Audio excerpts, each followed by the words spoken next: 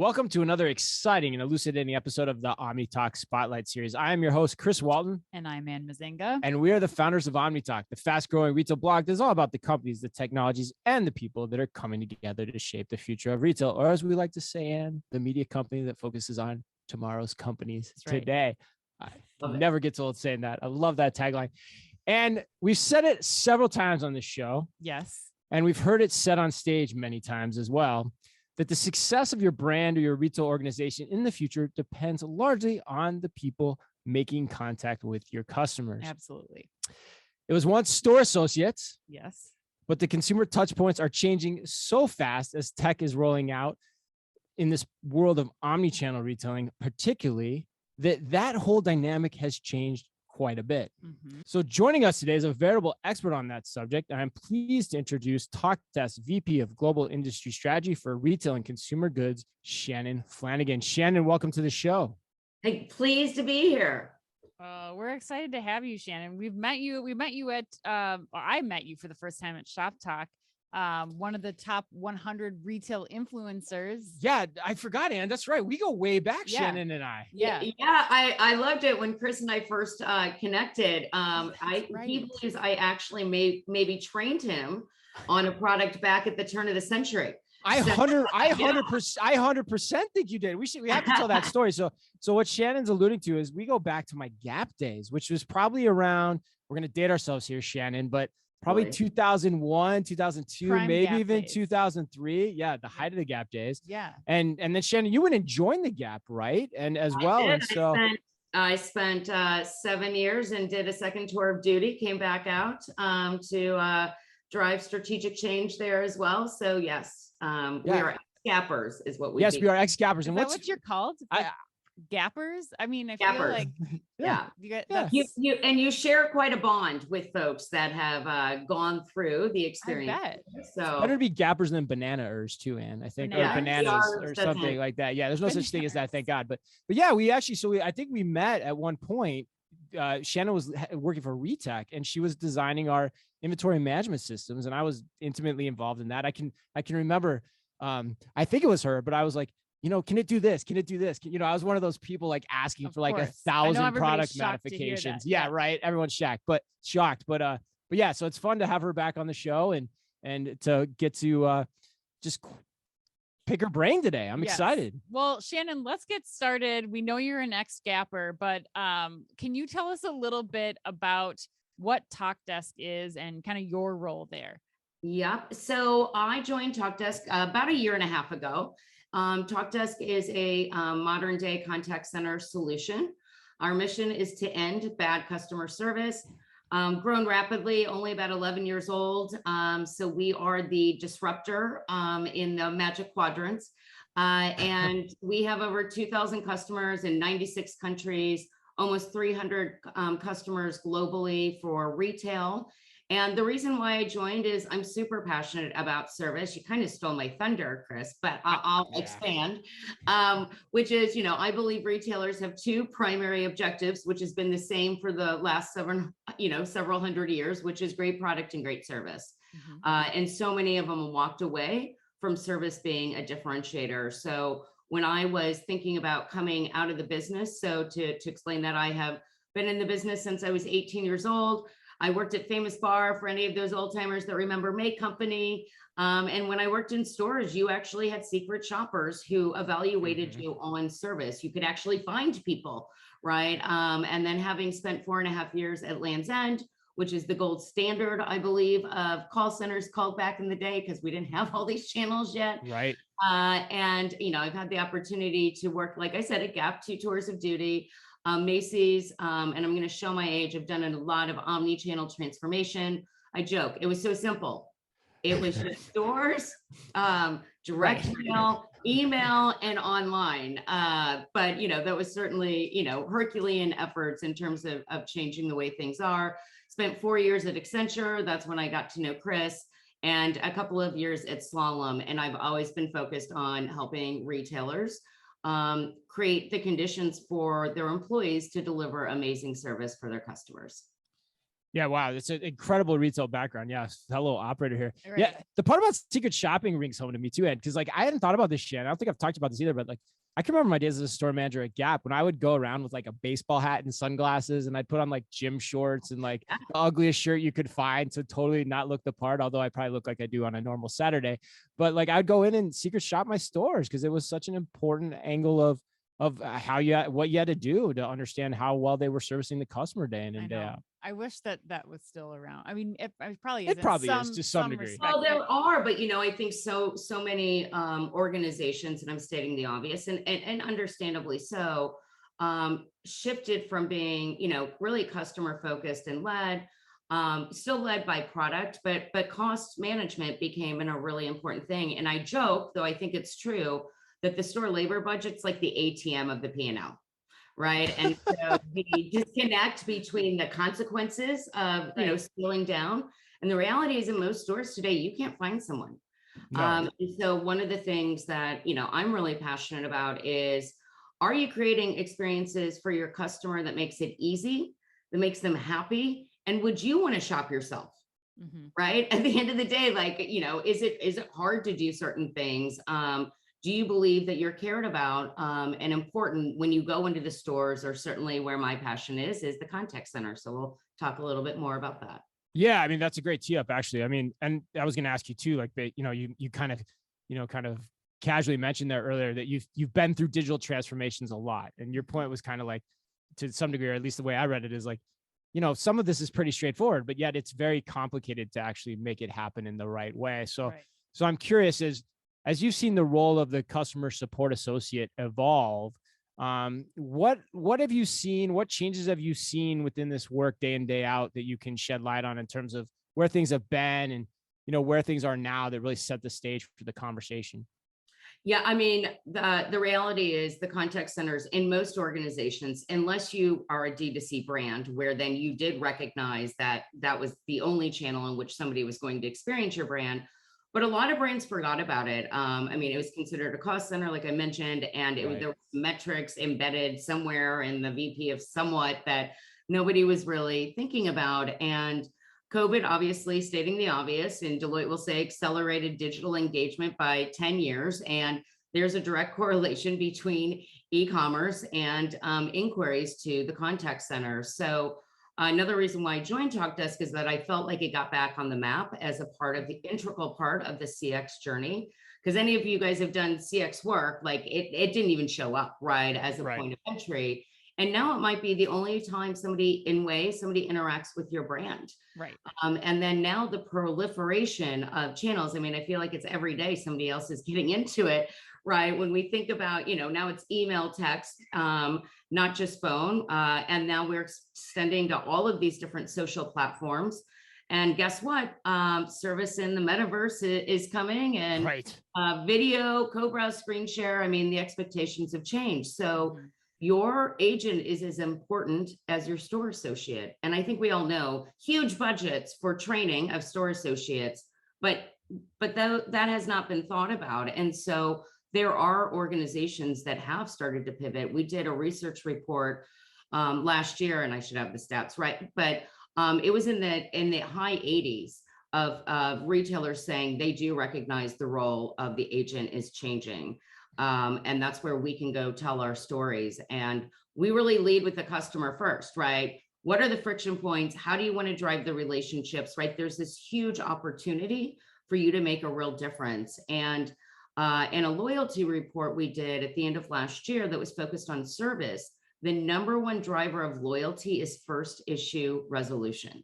Right. Now, it didn't say how fast it had to be, right? And depending on your business model, that might be 10 seconds, or you can stay on the phone for 3 hours. But that also means the KPIs that have traditionally just measured efficiency need to expand to growth, and a huge driver of NPS and CSAT.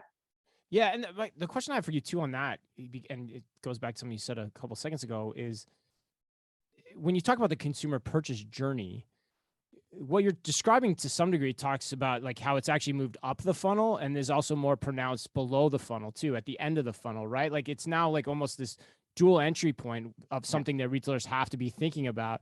Whereas before it was always end of the game, right? At best. It's just only post-purchase. And at that only point, post-purchase. like said, I don't even care anymore, right? They didn't think about the entire journey. And Chris, you're absolutely right. There's a huge opportunity to drive pre-purchase through the engagement that you're having with that customer, even if it's more, a post-purchase issue. Yeah. And probably even if it's with contact or without contact, I got to imagine just the thoughts you can seed within the minds of the customer through how you handle your service, even through that journey, is an important element of that too. Am I thinking about that right? You absolutely are. Okay. Of course you are. I mean, this isn't brain search, like this is easy. It's not rocket science, right? And I have a belief too that retailers, people think that service has to be expensive to deliver great service. And I call blank on that because we agonize, and Chris, I know you did this in your day-to-day job. We agonize over lost sales because of inventory outage. But what we don't think about is the lost sales because of bad service. And then what are the radiated sales because of amazing service? Right. And I think when you start with that orientation, it's going to change the way that you want to enable your agents to do that, as well as who else in the organization is responsible for delivering amazing service. Yeah, and the other point I'd add to that too, which I think is important when we talk about service, and I've talked about this on our weekly podcast a lot, which is there's a relationship between service and margin, right? How much you can invest in service is tied to the margin you command on your products. And so to your point, you can simplify that and use technology to stretch that further. And that's ultimately what we talk about. It depends on which brand you are and what tactics you want to deploy to make that happen. But that's a great thought thread that we just had there. Well, and as it relates to margin, is one of the things that we talk about is returns. So the number one reason somebody contacts you is, where's my order? That should be completely automated. That should never require an agent, because your human agents should be optimized to really handle those more high touch interactions that are necessary, right? Because then you're balancing the cost, right? And the margin of the cost center. But returns is the second. And so you think about, yes, some of that could be automated, but what an amazing opportunity to say, that didn't work. What else can I get you? Based on the reason codes, right, somebody is driving to. And I go back in the stores, back to my famous bar days. And Chris, maybe when you were in the stores, that's a huge opportunity. The store associates would take that moment to say, let me find you something else. In most stores today, you can't find anybody, right? You just stand in a line, and it's a transactional thing. And that's how contact centers have handled it. But that's where there's a real pivot to saying, this is a growth center for you. And we were talking about that the other day too, is like that revenue capture activity has never been part of this discussion. Like I never saw it in my history at Target or even the Gap, where even store or online, like, I bring something back in store, say that associate, to Shannon's point, does get me to buy something else. That's not captured as an activity anywhere. It's probably not. It may be captured in the call center, but I doubt it. It's probably just now happened. It's not. Okay, yeah. But that's one of our next gen KPIs, is that there should totally be a conversion from returns. That's the untapped opportunity here, right? Is to shift this conversation to more of that in terms of performance monitoring to move it towards that type of capture of data, right? I mean, it makes sense. Well, Shannon, I want to go into a little bit. It's clear with things like these metrics not being recorded, or that hold us back, Ann. We're gonna get reined in here. That even retailers, it's like a hard question coming in. Okay, it is a little bit, but I think you can answer it. I think that it's important for our listeners who are retailers, who are brands, to understand what a day in the life of an actual contact center employee is like, because unfortunately, I don't think that they realize, like you said, this is a cost center. This is not the opportunities here for, increasing revenue are not being discussed. But explain a little bit about maybe the power that these contact center agents are capable of, and just what their day-to-day looks like for people that have never been in a contact center before. Yeah, so this is, obviously I'm passionate around the service we can deliver to customers, but equally passionate about the employee experience you want to have for your agents. We know that so many organizations are focused and committing to that with their corporate teams, maybe their store associates, but are you doing it with your agents? And I think, who's ever called anybody or contacted a contact center because they're happy, right? These people are on the front line of dealing with your most frustrated customers. And that's really challenging. And one of the things actually I'm passionate about, I very much mental health awareness is important to me. So it's a perfect topic with it being Mental Health Awareness Month. But how do you think about supporting your agents all day long? They're dealing with frustrated customers. So there's a couple of ways, right? You do that. You actually give them the tools to be able to deliver great customer service. So many of them have like 10 different screens. They have snippets of what the customer's going on. They don't have any view to like the sentiment that we now can do with AI that helps an agent understand where they are. And if nothing else, if you're not driven by creating the conditions for your agents to lead with empathy and solve with empathy, then think about it from the labor shortage perspective and the emerging Gen Z workforce that are going to have very different expectations. And there is an example, one of my favorite customers, Farfetch, there's a great webinar out there. And, they're a global luxury retailer, primarily, in Europe, but certainly have a global footprint.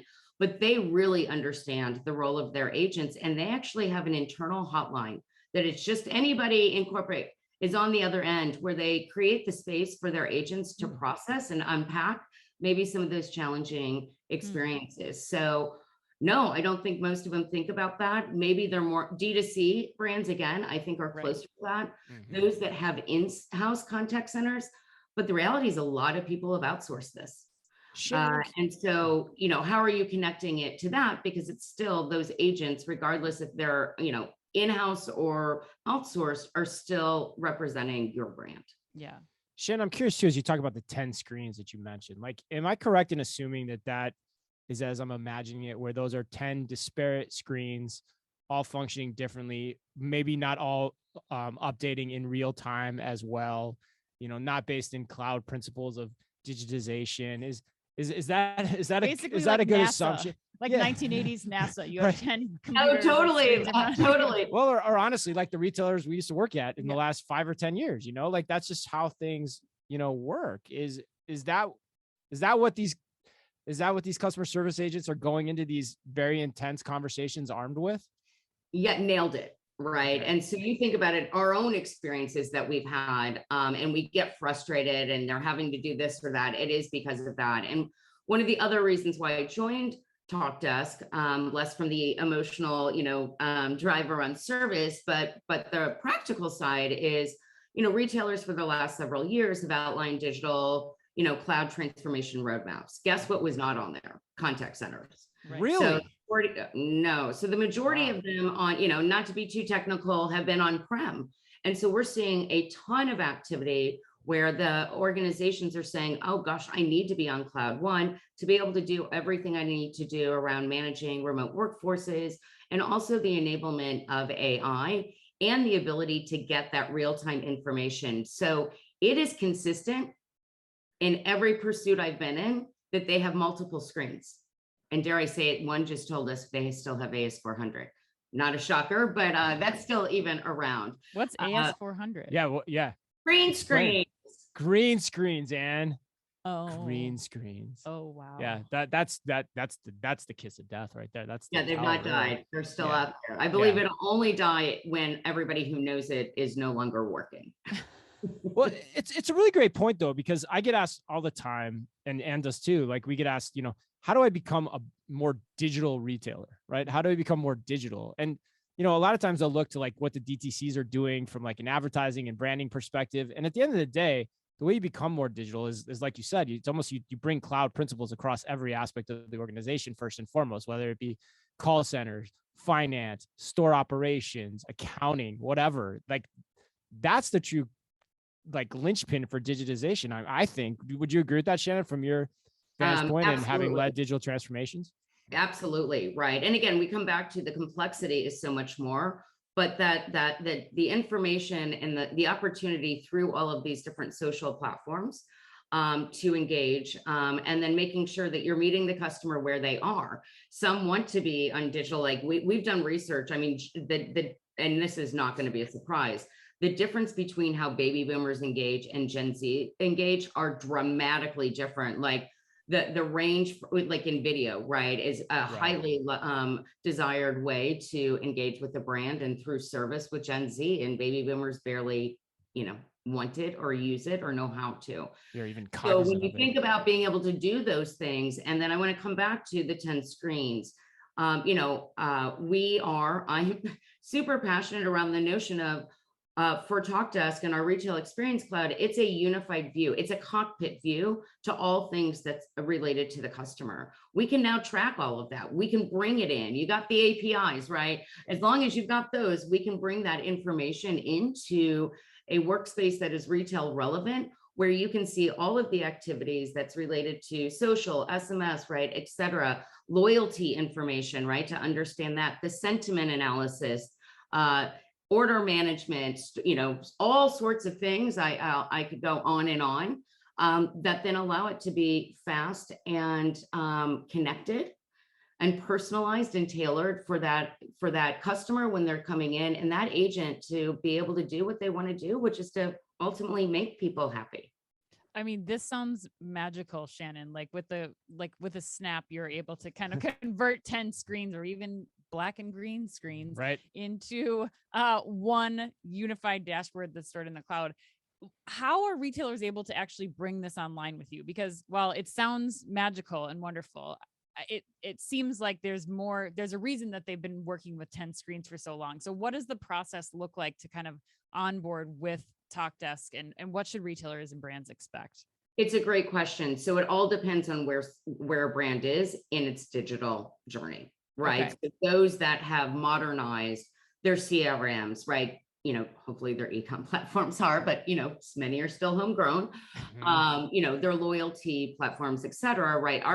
Our point of view is we will offer the most out of the box integrations that we can bring that data in for a product that is modern, right? But if you've got a homegrown CRM that doesn't have like APIs, et cetera, it becomes more challenging. So it really depends on where someone is in their technology landscape and which ones have been, brought into the modern day. So if they do have those things, and we've got those REST APIs, open APIs, I don't know, I'm not a technologist, I just know that those are important. We can bring that data in then real time. So they've not been able to see it that way because they never have. But once we show them, my gosh, you can get all of this, they're like, wow, because they didn't really even know it was possible. Right. So there is a foundational element at play here before you get to the foundational element of providing good customer service. There's an underlying technological foundation you have to have in place here too. Absolutely. And like with Talkdesk, our average implementation timeline is 54 days. So wow. The other thing we run into is when we're talking about deploying capabilities, it's still very much the old school mindset. Oh, we'll deliver a little bit here, then a little bit here, a little bit here. And we're like, no. You can just leapfrog all the old stuff and the ways you operate it and get people up and running and going super quick. And, historically, onboarding agents took a long time. Now you can do it within hours. So what we run into in shocker, there's, some old school thinking that it's not the way it used to be, right? You can activate and deliver value really quickly, especially when you have other hopefully modern systems to support that data that we can bring in. So I picked up on something you said there. So it sounds like it helps with training too. Like how does that happen? Well, there's 9 fewer screens. Exactly. It's not so hard to walk in. You're like, oh, I see everything. Is that it though? It's just less daunting. Like it's just an easier onboarding process because they're just having to acclimate to less things in front of them. Is it that simple? It's that simple, as well as knowledge management tools. Right. So those felt like a holy grail. That was one of the things when I came into the role, I was like, oh my God, the sophistication now and the quality of that data. And then you attach it to, AI with like a sentiment analysis, et cetera. So they're walking in with all the information, they're equipped to be able to do those things rather than having to learn, I won't name any names, all those 10 systems, right? They're going to have different workflows, et cetera. We also have out-of-the-box workflows that help an agent. So depending on how a retailer wants them to handle a where is my order, you do a drop down and you've got the scripts to get you through that. Furthermore, with now all of the feedback that we can have real time, they're able to understand, how am I doing here, there, same with their supervisors. So the ability to respond really quickly to opportunities to be even better with the service they're giving is, it's nothing like we've seen before. Yeah, I think it's great what you're saying too, Shannon, because I think that so much of the contact center, we see a lot of emerging tech that's come to the fore with how you communicate, whether it's chat bots and other things. And I think that the human element of the contact center is still so important. But this is another example of how you're leveraging tech, especially when we throw around words like AI. I think, you're leveraging that to really improve the service that the customer contact person is there to give. And you're eliminating multitasking that they have to do. I mean, ultimately, you're talking about how much, you want your contact center agents to have empathy, to hold a conversation with somebody. And we all know that's very difficult to do when you're moving screens around and trying to navigate, 15 different screens, making sure your script's on point and all these things at one time. How have retailers that you've worked with, like, how have things changed for them? What have you been hearing from them after they've kind of started deploying with you? Oh, that's an interesting question. That they didn't things that they say that, yeah, okay. They didn't know, right? They just didn't really understand that this world could exist. And the other thing that's really key is that the contact center now has become this amazing source of data, right? It is a view to the customer transactions, be it, all of the communication channels, as well as, different KPIs around NPS, CSAT, that you can pull together. And here's the key thing we come back to: real time. Right. Do you remember, you guys both, batch updates? Oh yeah. That would take 24 hours. Yeah. And then it was like near real time was a term, but it is real time. And so one of the things I'm going to be having a conversation with one of our buddies here and producing a blog with is, how do you leverage that data? So things like, we have CX sensors that can cue into words that are emerging quickly, and maybe you're seeing very quickly a return, a product. And rather than waiting or having to scrape screens and waiting for like a quarterly assessment of the returns and all that stuff, now there's this rich source of information that you can see not only are returns happening, but why. Yeah. So how do you get that information back to your tech designers, right? Your merchants, production, so you can drive change. So those are the things that they've not thought about, right? Retailers haven't thought about, that you can tap into in a way we've never been able to. Yeah. So. And Shannon, I have another kind of random question, but as you're talking about like the data that's being collected and how retailers are able and brands are able to utilize that data, are you seeing instances where, because I'm calling the contact center, I have a return, or I have a question about my product? Are you seeing that with retailers dedicating more time to that conversation with a contact center agent, that they're able to gather more information about that customer that they can then input and then use? Like, if I came in store later, like, right, that I have kids because you heard them in the background, and they're like able to almost like the way that you see like a Salesforce thing, like where people are making notes about the contacts. Like, are you able to take even personal data about that? Yeah. So that's where you think about it. Like, again, this great source of data, because they have not thought about leveraging it that way. Yeah. Right. Oh, that's interesting. Yeah. That's what I was thinking too. Like, I was thinking it's actually like what you're talking about here is a linchpin to not just personalization, but better relevancy with your customer. Right. That one-to-one holy grail understanding of how you're moving your consumer day in and day out. Right. This idea, or this thread we're talking about, is key to that. It also reminded me when you talked about the example of like where you're having returns. I can remember being in charge of frozen food for Target, and I'd get these quarterly reports, like you're saying, these quarterly batch reports of all the issues. And, first quarter, I'm looking at it and get the complaint: the florets on the broccoli are too small. And we'd look at it, okay, yeah, whatever. And then I'd ask the buyer and be like, it's standard, blah, blah, blah. And then I get the next quarter. So I wait 6 months exactly to take action on the size of my broccoli florets. It's crazy. Yeah. But anyway, all right, well, let's get you out of here on this, Shannon. This is my final question for you. I love what you said about the contact center, being a place where people generally aren't happy. But at the same time, and I've talked to you about this before on the side, that, it's our happiness as consumers that determines where we decide to shop over and over again. So with those two kind of extremes, or those two sides of that argument, what advice would you have for retailers as they're thinking about trying to go about making their customers, more happier day in and day out? Well, I think it's as simple this question: are you easy to do business with? Right? Do you create a happy experience? One of the things I do when I chat with folks is like, close your eyes, imagine an experience that made you feel really crappy. Right? The bike that you'd ordered for your kid's 10-year-old birthday party, nobody knows where it is, right? And you need it in a day, versus those that made you feel really good. And that's fairly simple. If you're putting the customer first and then thinking about how that drives your KPIs, right? And I want to come back to something, Anna, in just in a minute. And then how are you enabling your workforce to do that? Right. And one of the things you said around like returns, where are we seeing it done well? This is where D2C brands are more sophisticated. And we see them being able to do these things. They also have broadened the set of KPIs that they're measuring against, because they have understood the role of that data.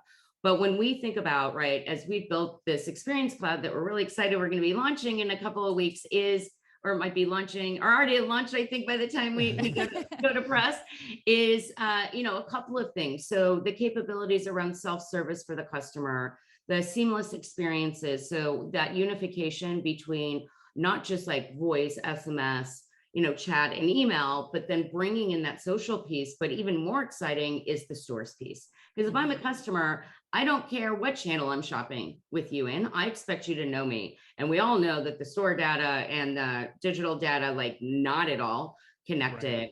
Right. But you brought up personalization. And one of the things that we can now start to do, I mean, AI in the contact center has left some people with a bad taste in their mouth because the chatbots candidly sucked. Right. But technology's, caught up. And then when you think about AI in the context of taking that sentiment data, we can then help drive the next best actions, right? And the recommendations to deliver a more tailored experience, because we know who you are, right, and we're meeting you where you are. And soon, immersive service is going to be the next thing we talk about. Oh, AKA metaverse.